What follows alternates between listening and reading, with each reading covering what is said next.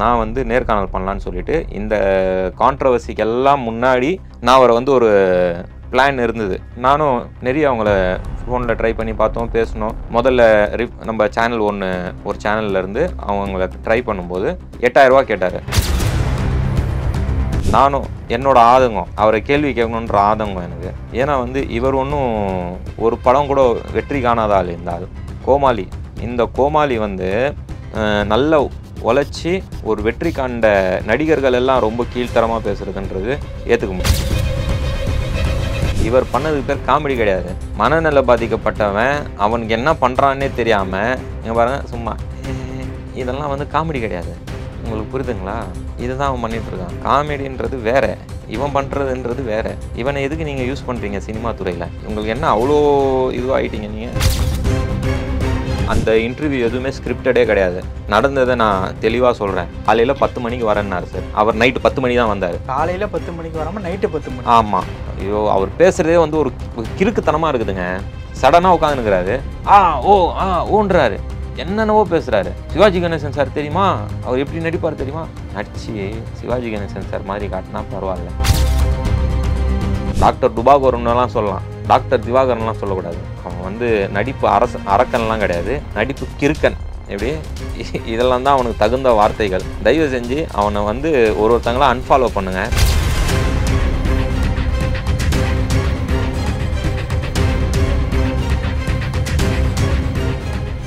Real one நேயர்களுக்கு வணக்கம். இன்று நம்மளுடைய நேர்காணலுக்கு சோஷியல் ஆக்டிவிஸ்டான சதாம் ஹுசேன் அவர்கள் இணைஞ்சிருக்காங்க. பிரதர் வணக்கம். வணக்கம். எப்படி இருக்கீங்க? நல்லா இருக்கேன். சமீபத்தில் உங்களுடைய ஒரு நேர்காணல் வந்து ஒரு தொலைக்காட்சியில் வந்து பார்த்தேன்.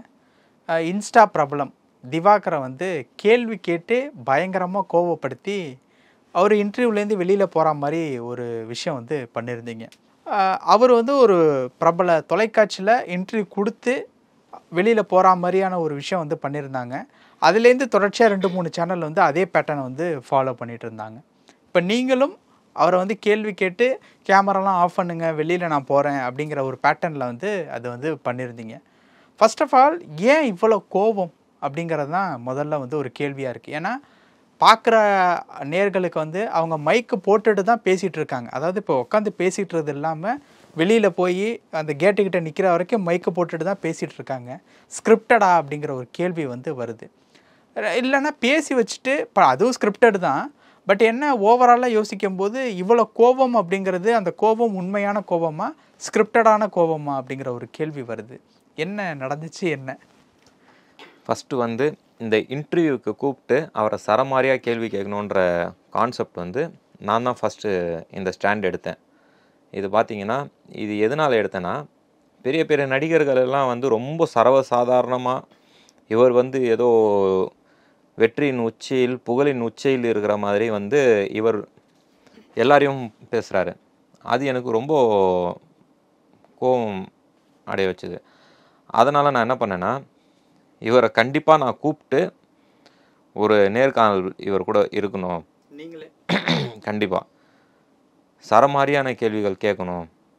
அதுக்கு இவர் வந்து கண்டிப்பாக இவர் ஒன்று பதில் சொல்லணும், இல்லைனா ஏஞ்சி போயிடணுன்ற கோணத்தில் நான் வந்து நேர்காணல் பண்ணலான்னு சொல்லிட்டு இந்த கான்ட்ரவர்சிக்கெல்லாம் முன்னாடி நான் அவரை வந்து ஒரு பிளான் இருந்தது. நானும் நிறைய அவங்கள ஃபோனில் ட்ரை பண்ணி பார்த்தோம், பேசணும். முதல்ல நம்ம சேனல் ஒரு சேனல்லேருந்து அவங்கள ட்ரை பண்ணும்போது 8000 ரூபா கேட்டார் இன்டர்வியூக்கு வர்றதுக்கு. சரின்னு சொல்லி அது கூட ஒத்துக்கிட்டு அவரை கூப்பிட்டோம். அப்புறமா ஏதேதோ காரணம் சொல்லி அவர் வரல. கிட்டத்தட்ட ஒரு 10 நாள் காத்திருந்தோம். அதுக்கப்புறம் தான் நாங்கள் என்ன பண்ணுவோம்னா, நான் வந்து சரி ஒரு பிரபல யூடியூப் சேனல் இப்போ லேட்டஸ்ட்டாக அவர் முதலாக கான்ட்ரவர்சியாக மாட்டினார் இல்லைங்களா, அந்த யூடியூப் சேனலில் அந்த பேட்டர்னில் நான் சொன்னேன், இந்த மாதிரி அவரோட பேச்சு வந்து ரொம்ப வன்மையாக நான் கண்டிக்கிறேன். அவர் கூட எனக்கு ஒரு நேர்காணல் பண்ணி கொடுத்தீங்கன்னா நான் அவரை கண்டிப்பாக நான் வந்து சரமாரியான கேள்விகள் கேட்பேன். அதுக்கு அவர் வந்து பதில் சொல்லி தான் ஆகணும். மக்களோட இது வந்து என்னோட கோவம் கிடையாது, இது மக்களோட கோவம். இது அவரை கண்டிப்பாக கூப்பிட முடியுமான்ற கோணத்தில் நம்ம கேட்கும்போது தான் இல்லை முடியாதுன்ற மாதிரி தவிர்க்கப்பட்டது. அதுக்கப்புறம் தான் வந்து அந்த பிரபல யூடியூப் சேனல் என்ன பண்ணுறாங்கன்னா, நெக்ஸ்ட் ஒரு வாரத்தில் அதே விஷயம் அவங்க சேனலில் நடக்குது. அதுக்கப்புறம் தான் நாங்கள் என்ன பண்ணோன்னா, கண்டிப்பாக நானும் என்னோட ஆதங்கம், அவரை கேள்வி கேட்கணுன்ற ஆதங்கம் எனக்கு. ஏன்னா வந்து இவர் ஒன்றும் ஒரு படம் கூட வெற்றி காணாத ஆள் இந்த ஆள். கோமாளி. இந்த கோமாளி வந்து நல்ல உழைச்சி ஒரு வெற்றி காண்ட நடிகர்கள் எல்லாம் ரொம்ப கீழ்த்தரமாக பேசுறதுன்றது ஏற்றுக்க முடியாது. இப்போ இந்த இடத்துல ஒரு கேள்வி, சில பேர் வந்து இந்த வேவை பிடிச்சா நம்ம பெரிய ஆளாக ஆகலாம் அப்படிங்கிற ஒரு வேவை பிடிச்சி பண்ணிக்கிட்டு இருப்பாங்க. இப்போ உதாரணத்துக்கு நமக்கு வந்து கமர்ஷியல் படம் தான் பண்ணால் ஜெயிக்க முடியும் அப்படின்னா அந்த பேட்டர்னில் படம் பண்ணி ஜெயிக்கக்கூடிய இயக்குநர்கள் வந்து இருக்காங்க. இப்போ சோஷியல் மீடியாவை பொறுத்த வரைக்கும் ஆரம்ப காலகட்டத்திலேருந்து இப்போ வரைக்குமே இருக்கிறது அப்படிங்கிறது ட்ரோல் அப்படிங்கிற பேட்டர்ன் தான். இப்போ நம்ம வந்து ட்ரோல் பண்ணக்கூடிய ஒரு பர்சனாக ஒரு மெட்டீரியலாக நம்ம இருந்தோம் அப்படின்னா நமக்கு ரீச்சும் அதுக்கு உண்டான ஒரு புகழும் வந்து நல்லாவே கிடைக்கும் அப்படிங்கிறது ஆரம்ப காலகட்டத்திலேருந்தே இருக்குது. 2013-14 காலகட்டத்திலேருந்து ஒரு படம் சரியாக ஓடலை, இல்லை மக்களுக்கு பிடிக்கலன்னா ட்ரோல் பண்ணுவாங்க. இல்லை ஒரு ஆள் வந்து ஏதாவது பொது இடத்துல ஒரு மிஸ்பிஹேவியர் இல்லை ஏதாவது ஒரு விஷயம் தப்பாக பண்ணிட்டார் அப்படின்னா அதை ட்ரோல் பண்ணுற மாதிரி பண்ணுவாங்க. அது எவ்வளோ பெரிய ஆளாக இருந்தாலும் சரி. இவர் ட்ரோல் பண்ணக்கூடிய ஒரு அந்த மெட்டீரியல் எடுத்துக்கிட்டு வேணும்னே பண்ணுறாரா, இல்லை அவர் சீரியஸாக பண்ணக்கூடிய விஷயம் நமக்கு ட்ரோல் பண்ணுற மாதிரி இருக்கா? இந்த சோஷியல் மீடியாவை பற்றி ஒரே ஒரு விஷயம், சோஷியல் மீடியா பார்க்குற வியூவர்ஸ்க்குமே நல்ல கண்டென்ட்டை என்கரேஜ் பண்ண மாட்டேன்றாங்க. இந்த மாதிரி கோமாளித்தனமானவங்களை, மனநல பாதிக்கப்பட்டவங்களை தான் அவங்களும் என்கரேஜ் பண்ணி, ஏன் அவர் கோமாளி மனநல பாதிக்கப்பட்டவர் இந்த மாதிரியான அவரை நீங்கள் சந்திச்சிங்கன்னா நீங்களே ஒத்துப்பீங்க, ஆமாம் உண்மைன்னு. அப்படி இருக்கிற நேரத்தில் கருப்பு கலையாக இருக்கட்டும், இந்த சாதனை ஆண்டின்றாங்களே இவங்களா இருக்கட்டும், இந்த மாதிரி நிறைய பேர் இருக்கிறாங்க. ஒரு கலை திறமை இல்லாமல் ஒரு கோமாளித்தனமாக பண்ணி வியூவர்ஸையும் ஃபாலோவர்ஸையும் தக்க வச்சாலுங்க. அந்த வரிசையில் தான் இவரும் வராரு. புரியுதுங்களா? அப்படி இருக்கிற நேரத்தில் இவர் சீரியஸாக பண்ணுறது நமக்கு ட்ரோலாக இருக்கா, இல்லை உண்மையில் ஒரு ட்ரோலை அவர்கிட்ட நீங்கள் பேசுனீங்கன்னா சீரியஸாக அவர் நடிக்கணுன்ற மாதிரி தான் பேசுவார். அவர் அப்படி தான் நினச்சிக்கிட்டு இருக்கு. அவர் அப்படி தான் வரும், அப்படி ஒரு மைண்ட் செட்டில் வாழ்ந்துனுக்கிறாரு. அவருக்கு வந்து கண்டிப்பாக வந்து ஒரு ஹாஸ்பிட்டலில் எடுத்துன்னு போய் அவரை சேர்த்து ட்ரீட்மெண்ட் பார்க்கணும். யாரோ ஆள் மனசில் போயிட்டுலாம் இல்லை, அவரே முடிவு பண்ணிட்டார் நான் நடிகன் சொல்லிவிட்டு. அதனால் வந்து அவருக்கு கண்டிப்பாக ஒரு ட்ரீட்மெண்ட் தேவை, வேறு ஆப்ஷனே கிடையாது அவருக்கு. அவருக்கு வந்து இதில் இன்னொரு விஷயம் என்னென்னா, சினிமாவில் இவருக்கு வாய்ப்பு கொடுக்குறாங்க. அப்போ இயக்குனர்களுக்கு அவங்க கதை மேலே நம்பிக்கை கிடையாது, இவருக்கு இருக்கிற ஃபாலோவர்ஸ் மேலே இருக்கிற நம்பிக்கையும் அவங்க கதை மேலே இல்லைன்னு நினைக்கிறேன். இல்லை இப்போ இவரை வந்து ஒரு கேரக்டருக்கோ இல்லை படம் ஃபுல்லாக வரக்கூடிய ஒரு ரோலுக்கோ அந்த மாதிரி கூப்பிட்றது இல்லை, ஒரு சீன் 2 சீன் அந்த மாதிரி தான் கூப்பிட்றதா அவரே சொல்கிறாரு. எனக்கு வந்து ரொம்ப கோபம் அடைஞ்ச ஒரு இடம் எங்கன்னா, கருப்பு படம், சூர்யா சாரோட கருப்பு டீசர் ரிலீஸ் ஆகுது. அதில் அந்த சீனை ரீக்ரியேட் பண்ணியிருக்காரு. இப்போ இவன் என்ன சொல்கிறான்னா, அந்த சீன்னு ஏன் ஒருமையில் அவனை சொல்லலாம். ஏன்னா நான் நேற்று அவ்வளோ மரியாதையாக பேசினாலும் வாங்க சார் போங்க சார் நான் பேசும்போது அவன் நீ வா போன்னு தான் என்னையே பேசுகிறாப்புல. அப்படி இருக்கும்போது நான் பேசுகிறது தவறு கிடையாது. பெரிய பெரிய உச்ச நடிகர்கள் எல்லாம் இவன் வந்து பேசும்போது அட்லீஸ்ட் சரியா அவன் யாருன்னு தெரியாதுன்னு சொன்னால்தான் இவன். அதனால் வந்து ஒருமையில் பேசுகிறது ஒன்றும் பெரிய மதிப்பிற்குரிய ஆளெல்லாம் இவன் கிடையாது. இவன் ஒரு மனநல பாதிக்கப்பட்டவன், அதனால் பேசலாம். அந்த கருப்பு டீசரில் பார்த்தீங்கன்னா சூர்யா சார் ரீக்ரியேட் பண்ணுறாருன்னு சொல்லிட்டு இவன் சொல்கிறான். ஆனால் நான் உண்மையாக சொல்கிறேன், கருப்பு மூவியில், கருப்பு படத்தில், சூர்யா சார் படத்தில் இவனை மட்டும் நடிக்க வச்சுருந்தால்னா ஆர்ஜே பாலாஜி சார் மிகப்பெரிய கண்டனத்தை தெரிவிப்பேன். இந்த மாதிரி கோமாளிங்களுக்கு வாய்ப்பு கொடுத்து நீங்கள் தான் இந்த கோமாளிங்களை வளர்த்து விட்டுட்ருக்கீங்க இயக்குனர்கள். ஏன் உங்கள் கண்ணுக்கு வந்து திறமைசாலிகள் தெரியலையா? எத்தனையோ கலைஞர்கள் நடிக்கிறதுக்கு வாய்ப்பு கேட்டு சுற்றின்னு இருக்கிறாங்க, அவங்களுக்கெல்லாம் கொடுங்க. இந்த கோமாளிகள் கொடுக்குறது, இந்த கோமாளிகளால் அவங்களோட இடம், அவங்களுக்கு கிடைக்க வேண்டிய இடம் கிடைக்க மாட்டேங்குது. அதனால தான் இவங்க மேலே கோவமே. அதாவது இவங்க காமெடின்னு நினச்சி ஒன்று பண்ணுறாங்கல்ல, அது காமெடியே கிடையாது. அதாவது விவேக் சார் பண்ணதுக்கு பேர் காமெடி, சந்தானம் சார் பண்ணது காமெடி, நாகேஷ் சார் பண்ணது காமெடி, கவுண்டர்மணி சார் செந்தில் சார் பண்ணது தான் காமெடி. இவர் பண்ணதுக்கு பேர் காமெடி கிடையாது. மனநல பாதிக்கப்பட்டவன் அவனுக்கு என்ன பண்ணுறான்னே தெரியாமல் இங்கே பாருங்க சும்மா இதெல்லாம் வந்து காமெடி கிடையாது. உங்களுக்கு புரியுதுங்களா? இதுதான் அவன் பண்ணிகிட்ருக்கான். காமெடின்றது வேறு, இவன் பண்ணுறதுன்றது வேறு. இவனை எதுக்கு நீங்கள் யூஸ் பண்ணுறீங்க சினிமா துறையில்? உங்களுக்கு என்ன அவ்வளோ இதுவாகிட்டீங்க நீங்கள்? இன்ஸ்டாகிராமில் இருக்கிறவங்கள நீங்கள் வந்து யூஸ் பண்ணி அவங்க ஃபாலோவர்ஸ் வந்து பார்ப்பாங்கன்ற ஸ்ட்ராட்டஜி, உங்களோட பிஸ்னஸ் ஸ்ட்ராட்டஜி அதெல்லாம் இருக்கட்டும். இருந்தாலும் எவ்வளோ ஒரு கேவலமான ஒரு நடிப்பு திறமை இருக்கிறவனை தான் அடுத்த சிவாஜி கணேசன், குட்டி சிவாஜி கணேசன்ன்றா போல் விஜய், அஜித் அவரோட தளபதியோட இடத்த நான் பிடிப்பேன்றா போல். இதெல்லாம் வந்து ஒரு யோசிக்கக்கூடிய விஷயம் இல்லையா? அங்கே கோவப்படக்கூடிய அளவுக்கு என்ன பண்ணீங்க? எதனால் அவர் லிட்டரலாக வந்து ஜிபி முத்தோட பேர்லாம் சொன்னால் ரொம்ப கோவப்படுறாரு. அதுக்கப்புறம் வந்து லிட்டரலாக கத்துறாரு. ஆக்சுவலி வந்து அந்த இன்டர்வியூ எதுவுமே ஸ்கிரிப்டடே கிடையாது. நடந்ததை நான் தெளிவாக சொல்கிறேன். காலையில் 10 மணிக்கு வரேன்னாரு சார். அவர் நைட்டு 10 மணி தான் வந்தார். காலையில் 10 மணிக்கு வராமல் நைட்டு 10 மணி? ஆமாம். இப்படி காலைல 10 மணிக்கு வரேன்னு சொன்னான்னு சொல்லிட்டு, நான் வந்து வியாபாரத்தில் இருக்கிறேன், நான் ஹோட்டல் ரன் பண்ணுறேன். நான் காலையில் எல்லா வேலையும் பர்ச்சேஸ் எல்லாம் முடிச்சுட்டு போய் நிற்கிறேன். வருவார்னு மெசேஜ் போடுறாரு. நான் மத்தியானம் வரேன். சரின்னு சொல்லிட்டு கடைக்கு வந்துட்டு வேலையெல்லாம் முடிச்சுட்டு மறுபடியும் மத்தியானம் ஃப்ரீ ஆகிறேன். மத்தியானம் வந்துடுவாருன்னு போய் சொல்லிட்டு போகிறோம். மத்தியானம் ஃபோன் பண்ணுறாரு. இல்லை கண்ணு, இங்கே வேலை இருக்குது கண்ணு, அது கண்ணு இது கண்ணுன்னாரு. சரி நீ எப்போ தான் வரேன்னு பார்ப்போமேன்னு சொல்லிட்டு நாங்களும் விட்டுட்டோம். ரொம்ப நேரம் பொறுமையாக காத்துட்டேன். 8 மணிக்கு ஃபோன் பண்ணுறாரு. கண்ணு நான் கிளம்புறேன் கண்ணு, நான் வந்துடுறேன் கண்ணுன்னாரு. வாயா நீ முதல்ல சொல்லிட்டு போய் உட்காந்தா, ஆஃபீஸில் உட்காந்து வெயிட் பண்ணினுக்கிறோம். 10 மணிக்கு கரெக்டாக வராப்பில் இன்டர்வியூக்கு. நைட்டு 10 மணிக்கு? நைட்டு 10 மணிக்கு. இப்போ லேட்டாக வரதுனால பேமெண்ட்டு கம்மி பண்ணிக்கிறது அந்த மாதிரி ஏதாவது இருக்கா? அந்த வீடியோவில் பார்த்தீங்கன்னா நான் பேசுகிறேன், என் கேள்விக்கு பதில் சொல்லாமல் நீ காசு கொடு, நான் கிளம்புறேன், என் பேமெண்ட் கொடுன்னு சொல்லி இப்படி பேமெண்ட்டை தான் அவருக்கு வந்து குறிக்கோள் காசு. அதாவது எல்லாருமே வந்து நெகட்டிவிட்டி வந்துடுச்சுன்னா அதுலேருந்து தப்பிக்க தான் பார்ப்பாங்க. இந்த ஆள் என்ன பண்ணுறா போலன்னா அந்த நெகட்டிவிட்டியை காசாக்கிட்டு இருக்கிறா போல. முன்னாவது வந்தார்னா ஒரு நாளைக்கு 3-4 சேனலுக்கு போவார். ஒரு 10,000 5,000 அதிகபட்சம் ஒரு 20,000 சம்பாரிச்சு போயிடுவார். நேற்று 2 நாள் சென்னையில் இருந்தார். கிட்டத்தட்ட ஒரு 80,000 எனக்கு தெரிஞ்சு சம்பாரிச்சிருக்கணும் அவர் இன்டர்வியூவில் மட்டும். எந்த ஊர் அவர்? சென்னையிலன்னா எந்த ஊர்? அவர் மதுரை. மதுரை. அவர் தான் வீடியோவில் சொல்கிறாரு தெளிவாக. அதனால் வந்து அவர் காசு குறிக்கோளில் பண்ணிட்டு இருக்காரு. அவர் வந்து மென்டலி அஃபெக்டட் பர்சன் தான். டாக்டர்னு சொல்கிறாங்க, அவரே சொல்கிறாரு. அக்குபஞ்சர். உண்மையாகவே டாக்டருங்களே இவங்க மேலே ரொம்ப கடுங்கோவத்தில் இருக்கிறாரு. இவர் வந்து ஃபிசியோதெரபிஸ்ட் டாக்டர்னு சொல்லிட்டு டாக்டருங்க பேரை கெடுத்துன்னு சுற்றினுங்கிறார். இவர் முதல்ல ப்ராப்பர் இங்கிலீஷ் வர மாட்டேங்குது இவருக்கு. இவர் என்ன டாக்டர்னு எனக்கு தெரியல. நான் ஒரு சில வார்த்தைகள்லாம் அவர் பேசுகிறத நீங்கள் நோட் பண்ணிங்கன்னா, நீங்கள் நேரில் உட்காந்து பேசுனீங்கன்னா உங்களுக்கு புரிஞ்சிடும். இவர் வந்து டம்மி பாவான்னு.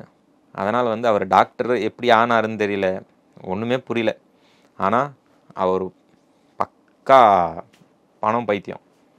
பணம் எல்லா சேனலுக்கும் காசுக்காக தான் போய் இன்டர்வியூ கொடுத்துனுக்கிறார். அவர்லாம் ஒன்றும் சும்மாலாம் போய் இன்டர்வியூ கொடுக்குறது கிடையாது. அவர் கோமாளித்தனத்துக்கு இந்த வாட்டி எல்லாரும் கூப்பிட்டது அடிக்க தான். எது அவரை வந்து கால் பண்ணால் நாங்கள் ஸ்கிரிப்டடெல்லாம் கிடையாது. நாங்கள் பண்ணது நாங்கள் க்ளீனாக கூப்பிட்டோம். மைக்கெல்லாம் போட்டிருந்தீங்களே? நான் மைக் போட்டுருந்தா இருந்தேன். இல்லை அவர் அவரை உட்கார வச்சு பேசி உட்காந்துருக்க இடத்துலேருந்து எழுந்திரிச்சிட்டு அப்படி போனார் அப்படின்னா மைக்கு தான் போட்டிருக்காரு. ஆமாம், மைக்கு போட்டுன்னு போகிறாரு. மைக்கு போட்டு இப்போ உட்காந்துருக்கிறப்ப பேசுறதப்ப மைக்கு தேவை. ஆமாம், வேண்டாம் அப்படின்னு எழுந்திரிச்சிட்டு போகிறப்ப எதுக்கு மைக்கு? அவர் பயங்கர கோபம் ஆயிடுறாரு. அவர் என்ன சொல்கிறாருன்னா, நான் சொல்கிற கேள்வியை மட்டும் நீங்கள் கேளுங்க, ஏன்னா பாசிட்டிவாக காட்டுங்கன்னும் போது அப்படி கேட்க முடியாது. காசும் கொடுத்து இவர் பெருமையும் பாட முடியுமா நம்ம? அப்படின்னு இருக்கிற நேரத்தில் அவர் வந்து அன்கண்ட்ரோல் ஆகிடுறாரு. அவர் அன்கண்ட்ரோல் ஆகி ஏஞ்சி கடன்னு ஓடுறாரு. அவர்கிட்ட வந்து மைக் இருக்குது இல்லை, அதெல்லாம் அவருக்கு தெரிய மாட்டேங்குது. வாப்பா வாப்பா வாப்பா வாப்பா வெளியே நின்று அது ஒன்று கத்துறாரு. கேட்டை திறந்துட்டு வெளியே நின்றுட்டு கூட 2 லேடிஸை வேற கூப்பிட்டு வந்திருந்தாரு நேற்று இன்டர்வியூக்கு. வாங்க வாங்க வாங்க வாங்க மேடம் வாங்க. அவங்க 2 பேரும் பிஆர்ஓவா அவங்களுக்கு சொல்லி கூட்டிகிட்டு வந்து வெறே கத்துறாரு. அவர் சுயநினைவில் இருக்காரா இல்லையான்னு தெரியல. அவர் கோவம் வந்ததுன்னா படன்னு ஆயிடுறாரு. கையெல்லாம் உதறுது. அவருக்கு ரொம்ப நர்வஸ் ஆயிடுறாரு. அவர்கிட்ட மைக் இருக்குதா இல்லையான்னு கூட தெரியுமா, ஓடுறாரு அவர் பாட்டுக்கு. இதுதான் நடந்தது. ஓகே, அப்புறம் ஏந்திரிச்சு வெளியில் போகிறப்ப அவரும் கேமராவில் மொபைல் ஏதோ ரெக்கார்ட் பண்ணுற மாதிரி ஒரு விஷயம் பண்ணுறாரு. அது என்ன சார்? அது ஒன்றும் கிடையாது. நம்ம மேலே வந்து கம்ப்ளைண்ட் கொடுக்க போகிறாரா? கொடுத்துக்கோங்கன்னு எங்ககிட்ட சொல்லலை, எல்லா சேனல்லையும் சொல்கிறேன். எல்லா சேனல்லையும் என்ன பண்ணுறாருன்னா ஃபோன் எடுத்துகிட்டு மிரட்டுறாரு. நீங்கள் வந்து இப்படி பண்ணுறீங்க, நான் உங்களை வந்து வீடியோ எடுத்து உங்களை போலீஸில் கம்ப்ளைண்ட் கொடுத்துருவேன்னு மிரட்டுறாரு. எங்களை வந்து அப்படியெல்லாம் மிரட்டுறதுக்கு அவருக்கு வாய்ப்பே கொடுக்கல. அவருக்கு தேவையான கேள்வியை தான் கேட்டோம். அவர் அதுக்கே கோவப்பட்டார். ஏன்னா யாரும் கேட்காத கேள்வியெல்லாம் கேட்டாச்சு அவரை. மொபைலில் அவரோட வீடியோ ஒரு 2 வீக்ஸ் முன்னாடி பார்த்தீங்கன்னா நாங்கள் ஒரு வீடியோ பண்ணியிருந்தோம். அந்த வீடியோ கீழே வந்து எல்லா கமெண்ட்ஸுமே அவருக்கு படித்து காட்டினேன். அவர் சொல்கிறார், எனக்கெல்லாம் எவ்வளோ லைக்ஸ் வருது தெரியுமாம்மா, எனக்கு வந்து அப்படிமா இப்படிமான்னாரு. சார் ஆமாம் சார் இருங்க, எனக்கு ஒரே ஒரு வீடியோ கீழே இருக்கிற கமெண்ட்ஸ் மட்டும் படிக்கிறேன், அதுக்கு பதில் சொல்லுங்கன்னு சொன்னாவே அதுக்கே அவருக்கு பொறுமை கிடையாது. முக்கியமாக அவருக்கு பொறுமையே கிடையாதுங்க. அவர் என்ன எதிர்பார்க்குறாருன்னா, நான் இன்டர்வியூக்கு வருவேன், எனக்கு தகுந்த மாதிரி கேள்வி கேளுங்க, என்னோட பெருமையை பாடுங்க, நான் அதுக்கான பதில் மட்டும் சொல்கிறேன். நீங்கள் நெகட்டிவாக கேட்டிங்கன்னா நான் ஏஞ்சி போயிடுவேன். அவர் வந்து பொறுமையே இல்லை, அதாவது கேள்வி எதிர்கொள்கிற அளவுக்கு திறமை கிடையாது. இதெல்லாம் வச்சு தான் அவரை வந்து மனநோயாளின்னு சொல்கிறீங்களா? இது மட்டும் கிடையாது. அவரை நீங்கள் முன்னாடி பார்த்தீங்கன்னா நீங்கள் ஒத்துப்பீங்க. ஓன்னு கத்துறாரு நார்மலாகவே. ஐயோ, அவர் பேசுகிறதே வந்து ஒரு கிறுக்குத்தனமாக இருக்குதுங்க. சடனாக உட்காந்துனுக்கிறாரு, ஓன்றாரு, என்னென்னவோ பேசுகிறாரு. சிவாஜி கணேசன் சார் தெரியுமா, அவர் எப்படி நடிப்பார் தெரியுமா, நடிச்சு சிவாஜி கணேசன் சார் மாதிரி காட்டினா பரவாயில்ல. இவன் காலையில் காலை கடனை முடிக்காமல் வந்துட்டு கஷ்டப்படுற மாதிரி மூஞ்சி வச்சுக்கின்னு அப்படி பிடிச்சிக்கிறான், நெஞ்சை பிடிச்சிக்கிறான், தரையில் பிறல்றான். அது நடிப்பே கிடையாது, மனநல பாதிப்பு. இவன் வந்து ஒரு பயங்கரமான ஒரு மனநல பாதிப்பு ஆகிட்டு இருக்கான் இவன். அதோட டாக்டரே பேஷண்ட் ஆகிட்டு இருக்கான் அப்படின்னு சொல்கிறது தான் ஆச்சரியமாக இருக்குது. டாக்டரில் இவன் பேஷண்ட் தான், இவன் டாக்டர்னு சொல்லி ஊரை சுற்றின்னு இருக்கிறான். சீரியஸாக சொல்கிறேன், வீடியோவுக்கு கீழே கமெண்ட்ஸ் நான் படித்தேன்னா ஒத்துக்கவே மாட்டேன்றாப்புல. அது கிடையாது கண்ணு, நீ வந்து கமெண்ட்ஸ் படிக்கிற கண்ணு, லைக்ஸை பாரு. லைக்ஸை விட கமெண்ட்ஸ் அதிகமாக வந்துருக்கடான்றேன், ஏற்றுக்கவே மாட்டேன்றாப்புல. அந்த மாதிரி ஒரு மனநிலை இருக்கிறாரு தான் இந்த டாக்டர் டுபாகோர். திவாகர்லாம் கிடையாது, டாக்டர் டுபாகோர் தான். ஸோ இப்போது இந்த மாதிரியான ஒரு சுச்சுவேஷன் இருக்குல்ல, இப்போது அவரை ட்ரோல் பண்ணுறாங்க அப்படிங்கிறது கூட தெரியாமல் தான் இருக்காங்களா? ஒன்று ட்ரோல் பண்ணுறது எல்லாம் தெரியுது, எல்லாமே தெரியுது.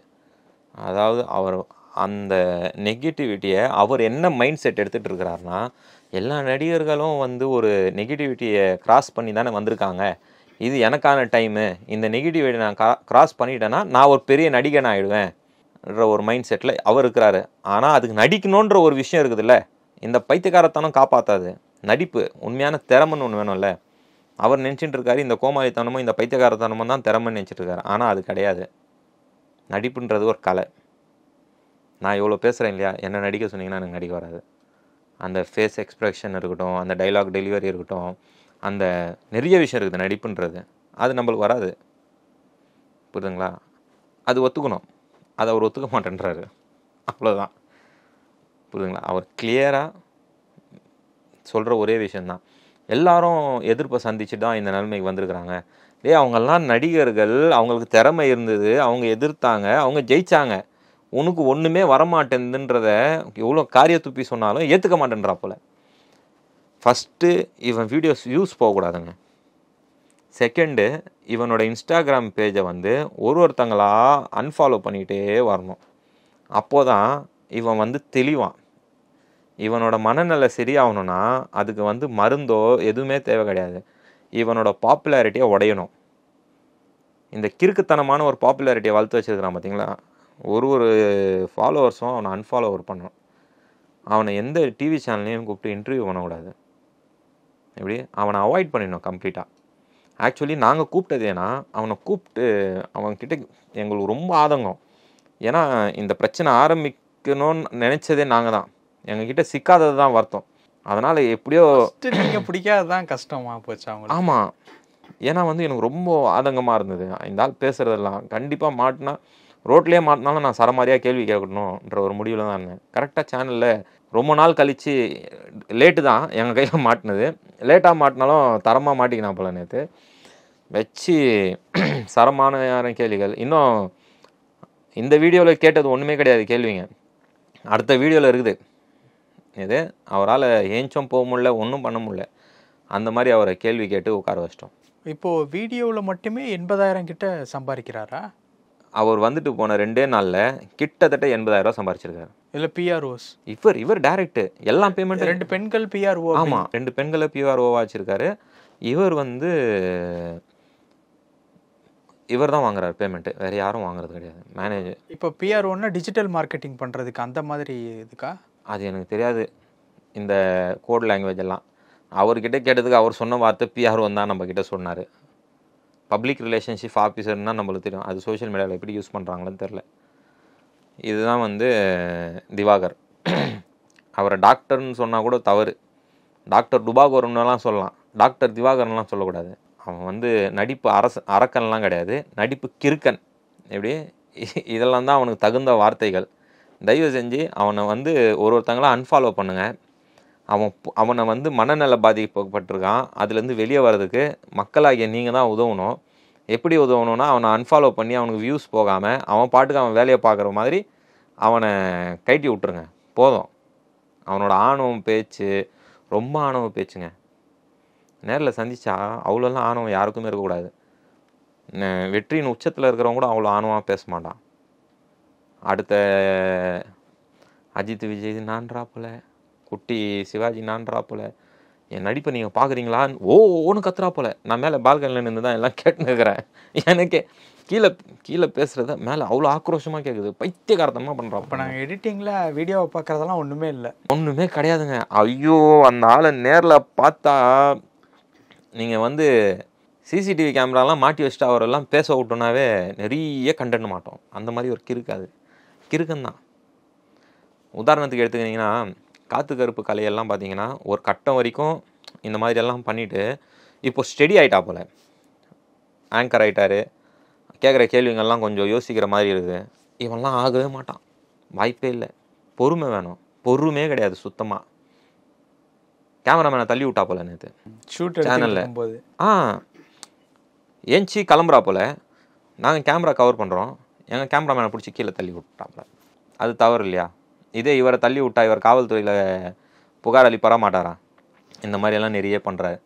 அதனால் வந்து நாங்கள் வந்து இது ஸ்கிரிப்டட்லாம் கிடையாது. அவரை கூப்பிட்டதே வந்து மாதிரியான கேள்விகள் கேட்டு என்னோட உண்மையாகவே வந்து மக்களே அவன் மேலே பயங்கர கோவத்தில் தான் இருக்கிறாங்க.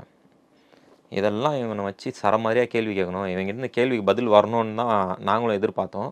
ஆனால் கேள்விக்கு பதிலுங்க நிறைய வந்திருக்குது, அது நாளைக்கு தான் தெரியும். வேறு ஸ்கிரிப்டெல்லாம் கிடையாது. வச்சு நல்ல ஒரு 2-3 கேள்விக்கு மேலே உட்கார முடியல அவரால். ஒன்று, அவருக்கு சுகர் பிபி எல்லாம் இருக்கணுங்க. எப்படி சுகர் பிபி இருக்கணும் கண்டிப்பாக. அதனால தான் அதாவது பிபி பேஷண்ட் என்ன பண்ணுவாங்கன்னா ஒரு கட்டத்துக்கு மேலே அவரால் பொங்க முடியாது. நான் போகிறேன் கத்துறா போல, நான் போகிறேன் நோர். ஒரு உங்களுக்கு கோவம் வந்துச்சுன்னா அந்த கோவத்தை எப்படி வெளிப்படுத்துவீங்க? பா நவுறுப்பா, எனக்கு பிடிக்கலப்பா நீ பேசுகிறது, நான் போகிறேன்பா. அதெல்லாம் கிடையாது. அந்த சத்தம் ஆக்ரோஷம் எல்லாம் வந்து மனநல பாதிக்கப்பட்டவரால் மட்டும்தான் அப்படியெல்லாம் நடந்துக்க முடியும். அதனால தான் வந்து இவரை மனநல பாதிக்கப்பட்டவன்னு நான் சொன்னேன், வேற ஒன்றுமே கிடையாது. பல விஷயங்கள் பகிர்ந்துக்கிட்டீங்க. நேரத்துக்கு ரொம்ப நன்றி. நன்றி.